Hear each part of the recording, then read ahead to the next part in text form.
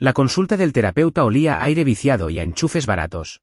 Una combinación empalagosa que había llegado a asociar con la desesperación controlada. Era una habitación beige, con cuadros beige en las paredes, y una terapeuta, la doctora Albrecht, que ofrecía una plácida sonrisa beige que nunca llegaba a sus ojos. Era una habitación diseñada para neutralizar, para suavizar las asperezas de una vida que se desmoronaba. A mi lado, mi esposo, Liam, interpretó su papel con la soltura de un actor experimentado. Era el esposo preocupado, su voz, un suave y razonable bálsamo de mentiras. Habló de nuestros problemas de comunicación, con la mano apoyada en mi rodilla en un gesto que, para la doctora Albrecht, debió parecer de apoyo. Para mí, era como una marca. Siento que necesitamos reconstruir esa base de confianza, decía, con una expresión que reflejaba la sinceridad absoluta. Cueste lo que cueste, Eyara, soy un libro abierto. Sus palabras eran un monótono, una banda sonora familiar para mi sufrimiento silencioso. Durante meses, yo había sido quien lloraba en esta habitación, quien suplicaba, cuyo dolor era el tema central de conversación. Pero hoy era diferente. Hoy, mi atención no estaba en sus palabras, sino en su muñeca. Hizo un gesto con la mano para enfatizar su compromiso, y el puño de su costosa camisa se deslizó hacia atrás. Allí, contra su piel, brillaba una delicada cadena de plata. Se me quedó la respiración atrapada en la garganta, un nudo agudo y doloroso. No era un reloj. Era una pulsera de mujer. Más que eso, era la pulsera, una pieza que había pasado semanas diseñando con un joyero de la ciudad. Un regalo personalizado para el último cumpleaños de mi hermana Amelia. Tenía un dije diminuto y único, nuestras iniciales E y A, entrelazadas con un nudo de plata. Llevaba su confesión en la muñeca. Su audacia, pura y sobrecogedora, debería haberme destrozado.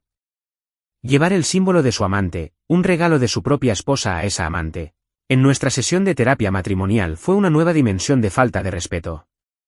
Fue una jactancia silenciosa y arrogante. Hace un mes, esta revelación habría abierto un pozo sin fondo. Las lágrimas me habrían quemado los ojos. Un sollozo ahogado habría escapado de mis labios, arruinando su actuación y hundiéndonos de nuevo en el ciclo familiar e inútil de acusaciones histéricas y negación manipuladora. Pero mientras contemplaba la plata reluciente, no sentí nada de eso. El dolor intenso y confuso que había sido mi compañero constante durante casi un año se había desvanecido, reemplazado por algo más. Algo frío, duro y aterradoramente claro. Era una calma tan profunda que parecía una liberación. El juego, con sus reglas tácitas y sus constantes trampas, había terminado. Miraba el tablero por primera vez con claridad, viendo cada pieza, cada movimiento posible. Él seguía hablando, tejiendo su tapiz de engaños. Yo solo observaba el brazalete, su trofeo involuntario, su confesión accidental. Y por primera vez en esta habitación beige y sofocante, sonreí. Era una sonrisa pequeña y secreta, pero era mía. El juego había cambiado, y por fin estaba lista para jugar. Esa noche, el intenso aroma a ajo asado y romero, mi favorito, inundó la casa estéril y minimalista que Liam había insistido en que compráramos. Estaba de pie frente a la enorme estufa de gas de 6 quemadores, tarareando una alegre melodía, un retrato perfecto de la vida doméstica cariñosa. Toda la escena estaba diseñada para desarmarme, para arrullarme de nuevo en la cómoda mentira. ¿Buena sesión hoy?, preguntó, girándose para abrazarme. Su cuerpo, antes una fuente de consuelo, ahora se sentía como una jaula. El calor de su piel contra mi espalda era una violación. Podía sentir el lugar donde debía haber estado el brazalete momentos antes, un peso fantasma en su muñeca. Productivo, mentí, con la palabra con sabor a ceniza en la boca. Mi propio desempeño tenía que empezar por algún lado. Forcé una sonrisa que se sentía frágil, como si fuera a quebrarme la cara. Me besó la sien, un gesto tan desprovisto de afecto genuino que casi me impresionó. Me alegro. De verdad creo que estamos dando un giro, ella. Miré a mi alrededor, el cavernoso y diáfano espacio habitable.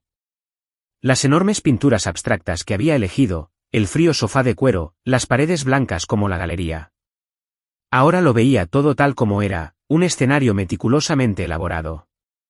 Cada objeto, Cada foto enmarcada de nosotros sonriendo en una playa de Tailandia o en una pista de esquí en Aspen era un atrezo para la mentira que vivíamos.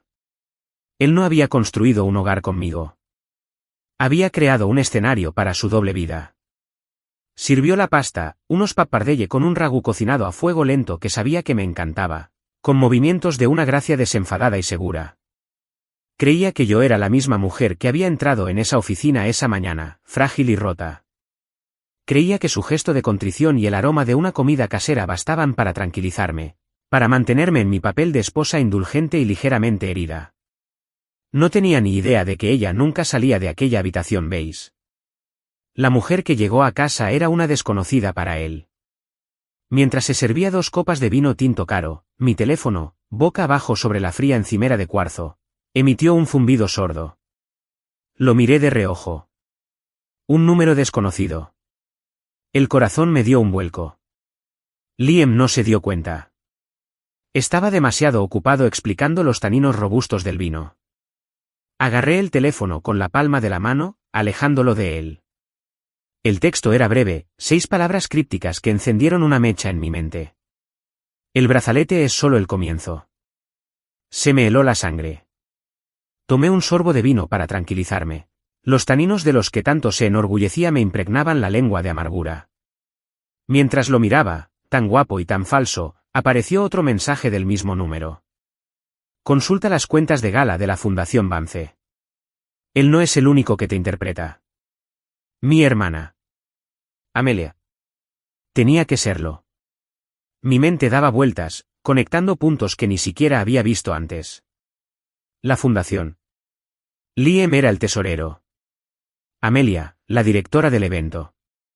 Un ecosistema de engaños perfecto y autónomo. El juego era más grande y sucio de lo que podría haber imaginado, y yo estaba justo en medio. Al día siguiente, me encontré con Amelia en nuestro lugar de siempre, el Daily Grain. Una cafetería donde el alegre tintineo de la cerámica y el intenso y oscuro olor a café quemado siempre me habían parecido un ritual fraternal. Hoy, parecía una sala de interrogatorios donde yo era a la vez la detective y la víctima. Ya estaba allí, sentada en nuestra mesa favorita junto a la ventana, con la luz de la mañana reflejándose en su cabello con mechas perfectas y en la pulsera de plata que llevaba en la muñeca. Él dije, nuestras iniciales entrelazadas. Parecía burlarse de mí desde el otro lado de la pequeña mesa de madera. Pareces rara, Ellara, dijo, frunciendo el ceño con una imitación perfecta y practicada de preocupación. Sus ojos, tan parecidos a los míos, eran claros y brillantes. ¿Cómo podían contener tanto engaño? Quería gritar. Quería cruzar la mesa, arrancarle la mentira de la muñeca y exigirle saber cómo podía hacer esto. Cómo podía tomar un símbolo de nuestra hermandad y convertirlo en un trofeo por su aventura con mi esposo. En cambio, esbocé una débil sonrisa y di un sorbo lento a mi americano negro. La amargura fue un shock bienvenido. Solo trabajo, murmuré, y la mentira surgió con más facilidad esta vez. Ha sido agotador. La dejé hablar. Fue una demostración magistral de egocentrismo. Charlaba sin parar sobre su reciente ascenso en Vance Holdings, la empresa de nuestra familia. Ahora era vicepresidenta de Relaciones Comunitarias, un título, ahora me daba cuenta, completamente insignificante, una recompensa por los servicios prestados. Liam, como alto ejecutivo, sin duda lo había orquestado todo. Se quejó del estrés, de las largas horas que estaba dedicando a la próxima gala anual de recaudación de fondos. La verdad es que Liam y yo prácticamente lo estamos gestionando todo nosotros mismos. Papá solo firma los cheques. Se rió, un sonido leve y tintineante que me revolvió el estómago. Me decía la verdad, ocultándola a simple vista, segura de mi ignorancia. Escuché con expresión neutral, con el corazón helado. No solo era cómplice. Era una participante dispuesta y entusiasta. Esto no era una aventura. Esto era una conspiración. Mientras la observaba, tan fácilmente corrompida, tan alegremente cruel, supe que debía comprender toda la magnitud de la podredumbre. Al levantarme para irme, fingí un torpe tropiezo. Dios mío, cuánto lo siento, exclamé mientras los restos calientes de mi café se derramaban de mi taza, cayendo en cascada sobre su carísimo bolso de diseñador para portátil. Ella chilló, saltando y limpiando la mancha con una servilleta. Yara, esto es gamuza. Lo siento muchísimo, Ames, dije con la voz llena de pánico. En el caos de disculpas, toqueteos frenéticos y sus dramáticos lamentos, mis movimientos fueron rápidos y precisos. Mientras su atención estaba en el daño imaginario de su bolso, deslicé una pequeña grabadora de voz, comprada en una tienda de espionaje esa mañana, en el bolsillo lateral abierto del bolso. Allí se acurrucaba, un testigo silencioso a la espera. ¿Qué secretos, me preguntaba, oiría en las salas de juntas y dormitorios donde ya no era bienvenido? La cena dominical en casa de mis padres era un ritual semanal de silenciosa obediencia, una obligación que siempre había temido. El comedor formal, que mi madre insistía en usar incluso para los 4, siempre se sentía frío, sin importar la estación. El aire estaba cargado con el aroma de su rica carne asada y las expectativas tácitas de mi padre. Esa noche, el frío calaba hasta los huesos. Mi padre, Richard Vance, un hombre que equiparaba el amor con el rendimiento de las acciones y la percepción pública, estaba al mando. Liam está haciendo un trabajo excelente con la fundación, declaró, cortando el asado con precisión quirúrgica. Me miró fijamente y con determinación. Es un buen hombre, Elora, un verdadero proveedor, tienes suerte de tenerlo. No era una observación, era una orden, sé agradecido, no te rindas. Mi madre, Catherine, intervino con voz suave pero firme. Todo matrimonio requiere esfuerzo, cariño, dijo, sirviendo una ración de frijoles recocidos en mi plato. Necesitas brindar más apoyo. Un hombre como Liam, con tanta presión, necesita un hogar tranquilo al que regresar. Eran una fortaleza de negación, con muros impenetrables. Cuando intenté sacar con delicadeza el tema de nuestras dificultades, mencionando que estábamos en terapia, me callaron con naturalidad. Todas las parejas tienen problemas, descartó mi madre con un gesto de su mano perfectamente cuidada. No airees tus trapos sucios, Elora, es indecoroso. Lo importante es presentar un frente unido, añadió mi padre, con la mandíbula apretada. El apellido Vance significa algo en esta ciudad, no lo olviden. No vieron a una hija sufrir. Vieron un activo volátil, un lastre potencial para una valiosa alianza comercial que habían forjado a través de mi matrimonio. Yo era una extensión de su propia ambición, y mi felicidad personal era, en el mejor de los casos, una preocupación secundaria. La sensación de aislamiento absoluto y profundo era un peso físico que me oprimía el pecho y me dificultaba la respiración. Estaba completamente solo en esto. Más tarde, mientras ayudaba a lavar los platos, un papel al que siempre me relegaban mientras los hombres hablaban de negocios, mi mano rozó la chaqueta de mi padre, colgada del respaldo de su silla. Sentí un crujido agudo de papel en el bolsillo del pecho. Como si nada, mis dedos lo apretaban, liberándolo. Era un recibo doblado de Debetimo, la joyería de lujo más exclusiva de la ciudad. El corazón me latía con fuerza. La fecha era de hacía 3 días. El artículo comprado era un reloj cronógrafo de oro macizo para hombre, un modelo que sabía que costaba más que mi coche. Pero fueron las instrucciones grabadas al pie del recibo las que me hicieron dar un vuelco. La letra pequeña y elegante especificaba las iniciales que se grabarían en la parte posterior, no, entre comillas, RV, entre comillas. Para Richard Vance, eran, entre comillas, LV, entre comillas. Para Liam Vance. Mi padre no solo elogiaba a mi esposo. Lo premiaba. Esto no era una familia, era una corporación. Y acababa de descubrir que no formaba parte de la junta directiva. Yo era el producto que se vendía. La gala anual de recaudación de fondos de la Fundación Vance era la joya de la corona del insulso calendario social de la ciudad. Una noche en la que los ricos se felicitaron por su generosidad gastando miles en entradas, vestidos y artículos para subastas. El gran salón de baile del Hotel Regent resplandecía con la luz de una docena de candelabros de cristal y vibraba con el suave murmullo de la caridad performativa. El aire estaba impregnado de los aromas conflictivos de perfumes caros. Liam estaba en su salsa. Se movía entre la multitud con una confianza natural, el marido corporativo perfecto y tesorero de la fundación. Y a su lado, rebosante de diamantes que, estaba segura, la fundación había pagado indirectamente, estaba Amelia. Su mano descansaba sobre su brazo con una intimidad que gritaba desafío. No se escondían, se exhibían. Se reían con un posible donante, y ella inclinaba la cabeza hacia él, sus cuerpos en ángulo, una silenciosa declaración pública. Me quedé solo junto a un imponente arreglo floral, un fantasma en mi propio festín. Las miradas y los susurros eran como pequeños insectos que picaban. Todos lo vieron, todos lo supieron, y todos estaban atentos a lo que haría. Mi madre se materializó a mi lado, su agarre como garras en mi brazo desnudo. Por Dios, Elara, sonríe, siseó. Su propio rostro se estiró hasta convertirse en una rígida máscara de gracia social. Te ves miserable, nos estás avergonzando. La humillación fue un golpe físico, un sofoco que empezó en mi pecho y se extendió por todo mi cuerpo, dejándome sin aire. Mi propia madre, más preocupada por las apariencias que por el descarado romance que se desarrollaba a 3 metros de distancia. Celebraban su traición en un escenario que mi familia había construido, y me reprendían por no aplaudir. Esa fue la gota que colmó el vaso, el empujón final que necesitaba. Respiré hondo, enderecé la columna hasta convertirla en una vara de acero y me pegué una máscara serena e indescifrable en el rostro.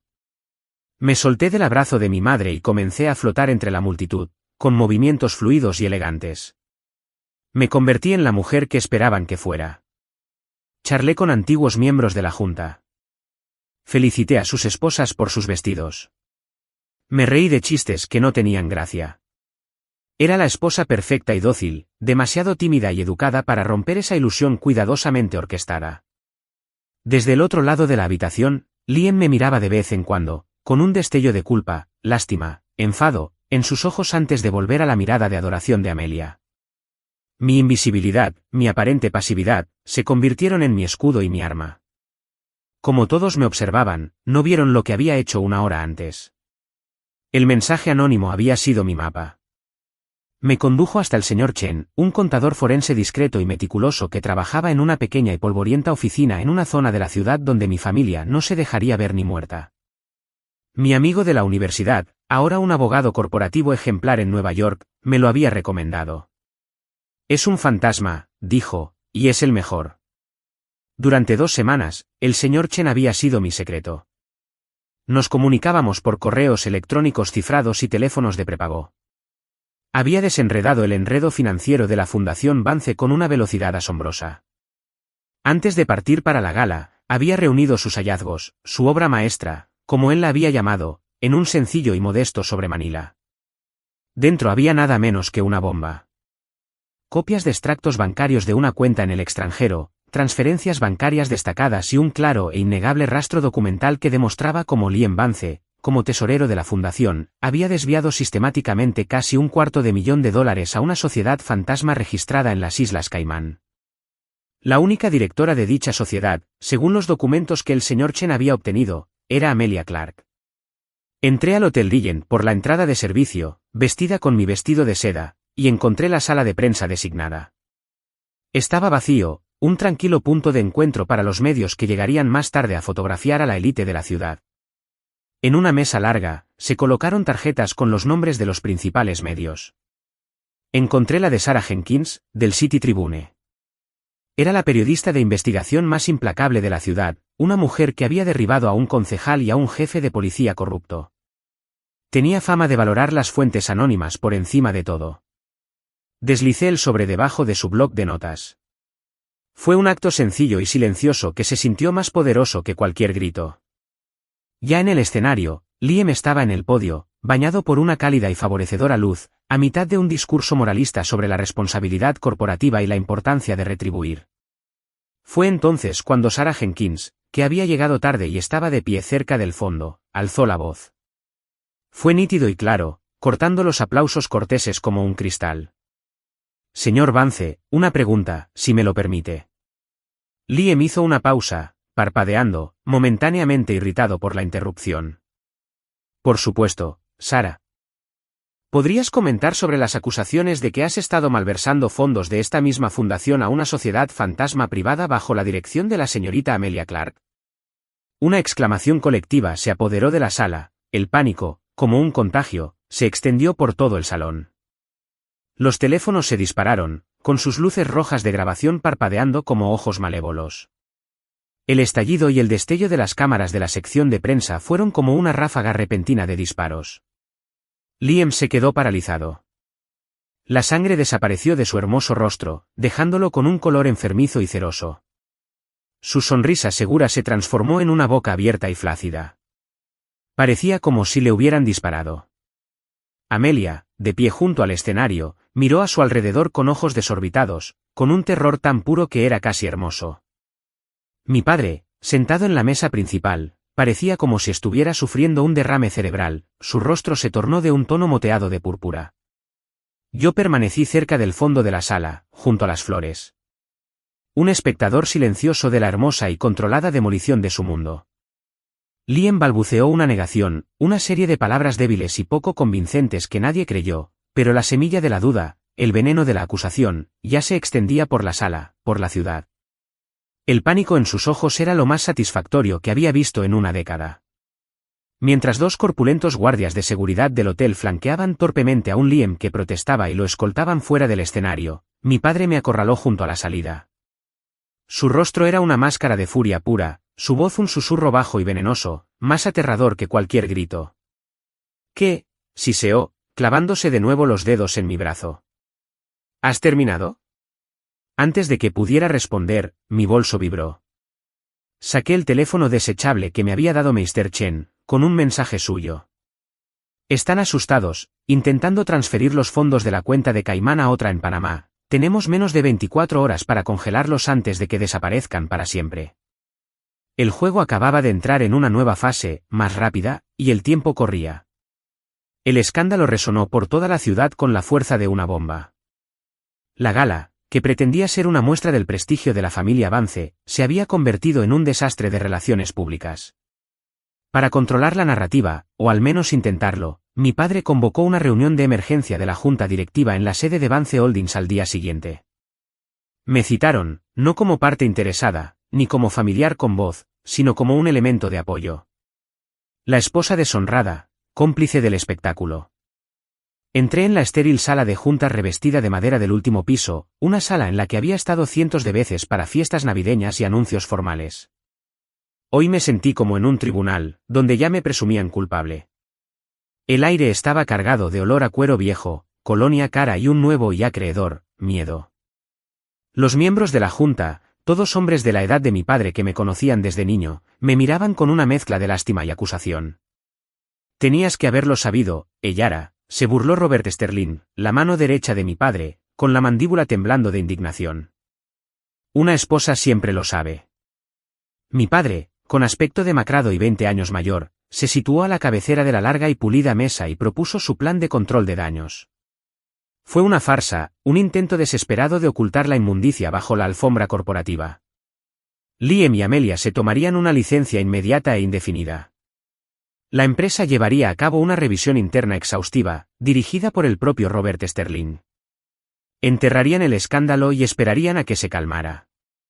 Entonces llegó el último y brutal insulto. Mi padre me miró exhausto y furioso. Ellara, dijo, con una voz indiscutible, emitirás una declaración pública, una declaración de tu apoyo incondicional a tu esposo y de tu plena fe en su integridad. Dirás que esta historia es una mentira maliciosa y que lo apoyas. No solo me pedían silencio. Exigían que me convirtiera en su principal mentiroso, su cómplice voluntario en un encubrimiento. Liam, sentado al otro extremo de la mesa, me lanzó una mirada de odio puro y sin adulterar, como si todo fuera culpa mía. Como si descubrir sus pecados fuera un crimen mayor que los propios pecados. Su arrogancia era mi mayor virtud. Sabía lo que tenía que hacer. Bajé la mirada a mis manos, recatadamente dobladas sobre mi regazo. Dejé que el silencio en la sala se prolongara, sintiendo su impaciente expectación colectiva. Querían lágrimas. Querían sumisión. Querían a la Ellara débil y sensible que siempre habían conocido. Se la di. Dejé que una lágrima, en el momento justo, resbalara de mi ojo y recorriera mi mejilla. Levanté la vista, con una expresión de fragilidad desconsolada. Por supuesto, susurré, con la voz temblorosa, magistral y forzada. Lo que sea mejor para la familia.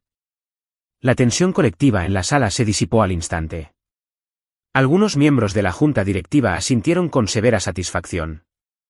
Mi padre se relajó visiblemente, dejando escapar un suspiro de alivio. Liam, desde su extremo de la mesa, me dedicó una sonrisa triunfante y desdeñosa. Había vuelto a ganar. Todos creían que aún me controlaban. Su pasividad era una pantalla para mi propia ofensiva secreta.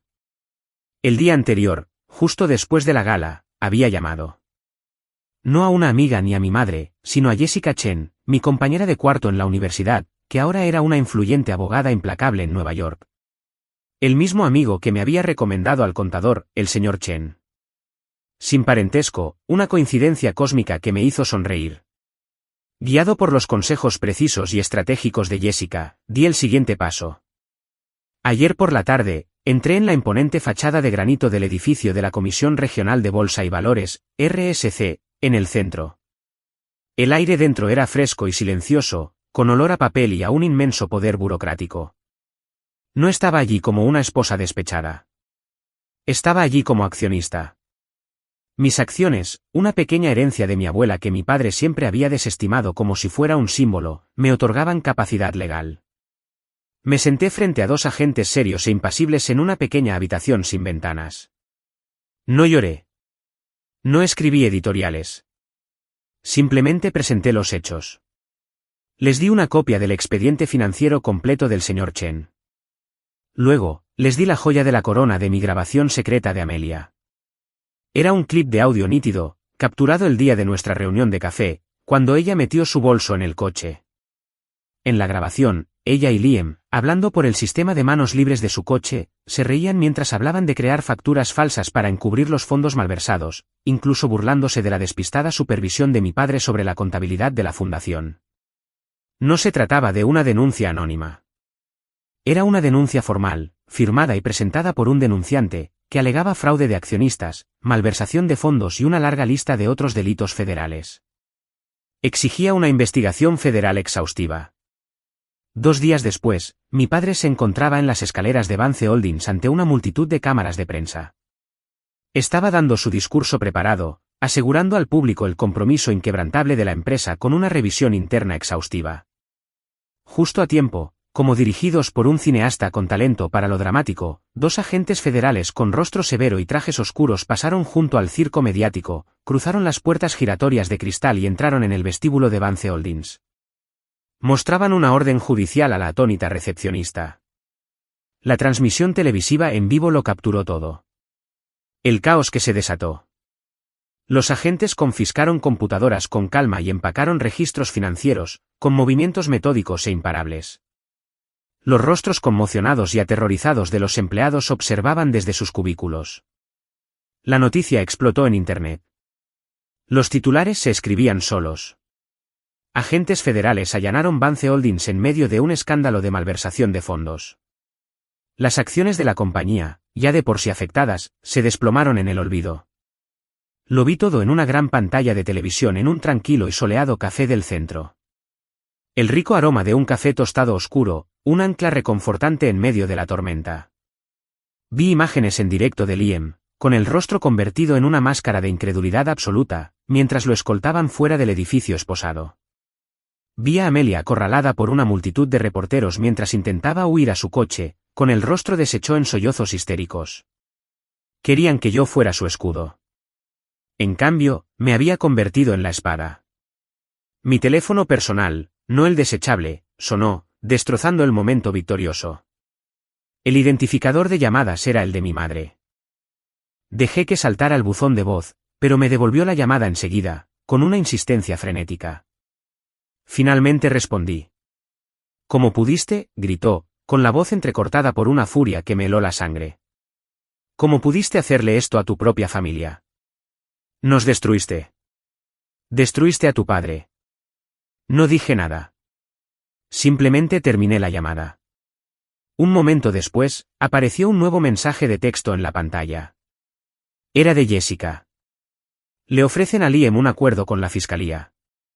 Él se aprovecha de su cómplice y les da todo.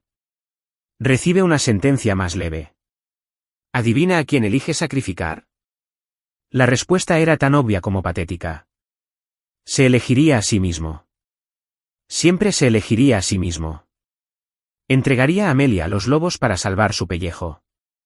La ciudad era un hervidero, bullendo con la espectacular implosión de la alta sociedad de la familia Vance. Todos los canales de noticias, todos los blogs, todos los periódicos estaban llenos de fotos de mi deshonrada familia. Me había refugiado en un anónimo y lujoso hotel de negocios al otro lado de la ciudad, el silencio tranquilo y minimalista de la habitación era un lujo absoluto. Apagué mi teléfono personal, dejando que los mensajes de voz histéricos de mi madre y los mensajes amenazantes de mi padre se acumularan en un cementerio digital. La llamada de Jessica confirmó mis sospechas. Tenía una fuente dentro de la fiscalía. El abogado de Liam le está aconsejando oficialmente que culpe a Amelia de todo, dijo con voz nítida y sin emoción. Están construyendo la narrativa mientras hablamos. Ella era la seductora ambiciosa, la mente maestra que se aprovechaba de su afecto injustificado y su estresante vida laboral. Él era la víctima ingenua y enamorada. La absoluta y cobarde previsibilidad de todo me hizo reír, un sonido hueco y amargo que resonó en la silenciosa habitación del hotel. Claro, en su mundo, el hombre nunca tiene la culpa.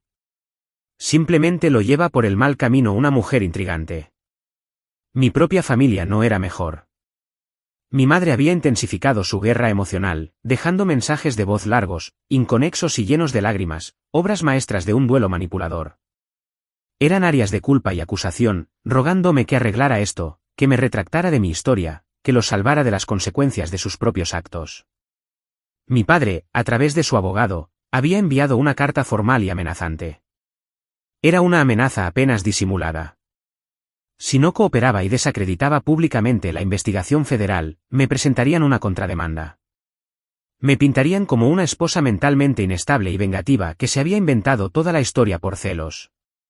Usarían la influencia y los recursos financieros que le quedaban a la familia para arruinarme a mí y a mi nombre para siempre. Eran animales acorralados, retorciéndose y mordiendo, cegados por su propio pánico. Bebí un sorbo del té de menta que había pedido al servicio de habitaciones, el vapor me calentaba la cara, y sentí una calma profunda e inquebrantable. No podían tocarme. Sus amenazas eran los últimos suspiros de un poder que ya no existía. Llamaron suavemente a la puerta de mi habitación de hotel. Mi cuerpo se puso rígido. No esperaba a nadie. Me acerqué sigilosamente a la puerta y miré por la mirilla. Un joven botones estaba allí, sosteniendo una pequeña y elegante caja blanca de una floristería de lujo. El corazón me latía con fuerza. Abrí la puerta entreabierta. No pedí nada, dije. Se lo enviaron, señora, para el huésped de la habitación 1208. Tomé la caja con las manos ligeramente temblorosas. Dentro, sobre un lecho de terciopelo negro, había una orquídea blanca, perfecta y única. La primera flor que Liam me regaló, en nuestra primera cita. Era un símbolo de nuestro comienzo, ahora una amenaza para nuestro fin. Bajo la flor había una nota sencilla y aterradora, doblada por la mitad. La letra era la que le resultaba familiar y segura. Sé que estás aquí. Necesitamos hablar. ¿A solas? No fue una petición. Fue una citación. Una violación del santuario que intenté construir. Seguía intentando seguirme el juego, aún creía que podía controlarme. No te vayas, Alara. Es una trampa. La voz de Jessica sonaba frenética por el teléfono desechable. Está desesperado. Un hombre desesperado es peligroso. Que se encarguen los abogados.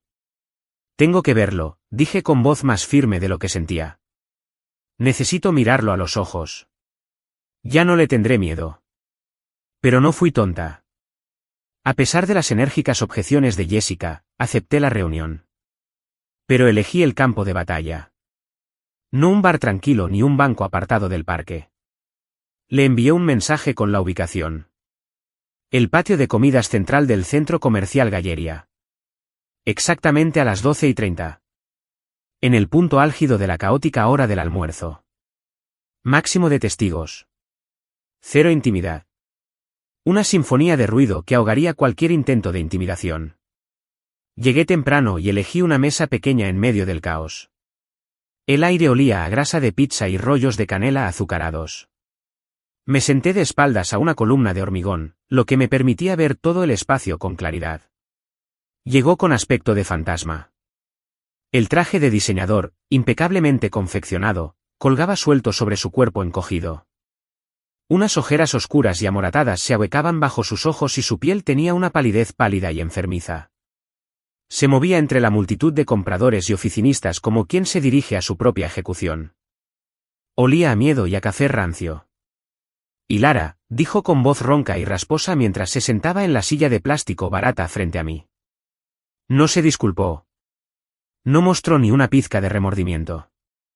Se lanzó directamente a un monólogo patético y autocompasivo. Todo era culpa de Emilia. Su ambición había sido voraz. Mi padre le había ejercido una presión insoportable para que triunfara. El mercado era volátil. Era un torrente de excusas, un intento desesperado de replantearse como la víctima. Se inclinó, sus ojos, antes llenos de encanto y confianza, ahora llenos de súplica. Solo diles que te equivocaste, él. Diles a los federales que te dejaste llevar por las emociones, que malinterpretaste las cosas. Eso es todo lo que se necesita. Te daré lo que quieras en el divorcio. La casa, un acuerdo generoso, lo que sea. Podemos hacer que todo esto desaparezca. Extendió la mano por encima de la mesa, intentando tomar la mía. La retiré bruscamente como si estuviera en una estufa caliente. El brazalete, dije, con una voz peligrosamente serena que interrumpía su torrente de mentiras. Lo llevaría a nuestra sesión de terapia. ¿Fue idea tuya o de ella? La pregunta lo desconcertó por completo. Se estremeció, recorriendo con la mirada el ruidoso patio de comidas como si buscara una vía de escape. No podía sostener mi mirada. Tartamudeó, intentando articular una respuesta, pero no le salieron las palabras. La pregunta simple y directa había desbaratado toda su narrativa de victimización. Era toda la confirmación que necesitaba. No importa, gruñó finalmente, mientras su desesperación se convertía en una oscura y fea malicia. No importa. Mi padre sabe algo sobre ti. De antes de que me conocieras. Me lo dijo. Dijo que basta con que todo esto desaparezca para nosotros y que tú parezcas el criminal. Sus ojos, ahora vacíos de súplica, eran fríos como el acero, y por primera vez sentí una auténtica astilla de hielo deslizándose por mi espalda. La amenaza de Liam fue una táctica desesperada y patética, y mi instinto me decía que era un farol. Pero encendió mi determinación final. Era hora de quemar el último puente. Era hora de desplegar mi arma final contra Amelia. La grabadora de audio había capturado más que los detalles del fraude financiero. Había estado guardando la parte más venenosa para el momento oportuno. La amenaza de Liam llegó en ese momento. Regresé a mi habitación de hotel, con las manos firmes y un propósito claro. Abrí mi portátil cifrado y envié un nuevo archivo de audio protegido con contraseña a Sarah Jenkins del Tribune. El asunto era simple. El motivo. Esta vez, el vídeo no trataba de dinero. Se trataba de crueldad. Era la grabación de Amelia, riendo con Liam en su coche, riéndose de cómo siempre había sido capaz de manipular mi patética sensibilidad artística. Y entonces llegó la confesión. Las palabras que me dejaron sin aliento la primera vez que las escuché. Y aún me siguen dejando sin aliento. Me refiero a ese estúpido cuadro que estaba haciendo para su proyecto de fin de carrera, dijo la voz de Amelia, llena de desdén. Todo eso de la resonancia emocional de sus pinceladas. Dios mío, era tan dramática que no podía soportarlo. Así que, sin querer, le tiré encima el bote de aguarrás la noche antes de la fecha límite. Estaba devastada. Amelia soltó una risa aguda y cruel. Lo mejor es que se culpó por su descuido. Cargó con ese fracaso durante años. Era perfecto. Ese cuadro había sido mi obra maestra. Era mi boleto a una prestigiosa beca para estudiar arte en Florencia. Un sueño que había alimentado toda mi vida. Su destrucción destrozó mi confianza, no solo como artista, sino como persona. Abandoné mi maestría un semestre después, convencida de que era una impostora, una fracasada que no tenía lo que se necesitaba. Había cargado con esa vergüenza, esa profunda y corrosiva creencia en mi propia incompetencia durante una década. Y ella lo había hecho. Mi propia hermana. por simples celos mezquinos. La noticia se supo a la mañana siguiente. No en la página de negocios, sino en la portada. El titular era brutal. El escándalo Vance, la cruel traición de una hermana. El artículo incluía una transcripción completa del audio. La narrativa pública, que podría haber albergado un atisbo de compasión por Amelia como una mujer engañada por un hombre poderoso, se desvaneció en un instante. La historia ya no trataba sobre delitos complejos de cuello blanco. Era una simple historia humana de crueldad. Ahora era solo un monstruo. Esa tarde, sonó mi teléfono desechable. El identificador de llamadas decía, Oficina del Decano, Universidad de Oakry. Me dio un vuelco el corazón. Era mi antigua escuela de arte. Respondí con la mano temblorosa. Era el mismísimo decano, un hombre llamado Peterson. Su voz sonaba cargada de disculpa. Señorita Vance, el hora, comenzó. La noticia de esta mañana ha provocado una revisión interna. Su exprofesor, Elías Torne, vino a mi oficina esta mañana, atormentado por la culpa. Acaba de presentar una declaración formal. Confesó que en aquel momento sospechó de un sabotaje, pero que su padre, quien era un importante donante del programa de artes, lo presionó para que lo descartara como un accidente desafortunado. Me hundí en el borde de la cama del hotel. El teléfono me apretaba la oreja. La universidad le ofrece sus más sinceras disculpas públicas, continuó el decano con voz seria. Y algo más. Nos gustaría ofrecerte una exposición individual en la galería principal de la universidad para la próxima temporada de primavera y, si lo consideras, una plaza como artista residente visitante. Mi futuro robado. Mi sueño asesinado. Me lo devolvían, resucitado de las cenizas de sus mentiras. Era una reivindicación tan total, tan completa, que me dejó sin aliento.